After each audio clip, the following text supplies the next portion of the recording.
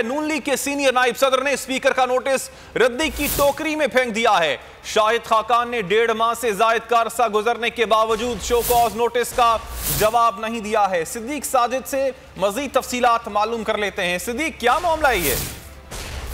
मामला ये है कि 1.5 माह कबल 21 अप्रैल को जब शाहिद खाकान अब्बासी ने ऐवान के अंदर जूता मारने की धमकी दी थी स्पीकर कौमी असम्बली असद कैसर को, तो इसके बाद जो है वो एक नोटिस उनको शो का नोटिस जारी किया गया था कि 7 दिन के अंदर अंदर आप जवाब दें वरना आपको मुअत्तल कर दिया जाएगा। आज 1.5 माह का अरसा गुजर गया है।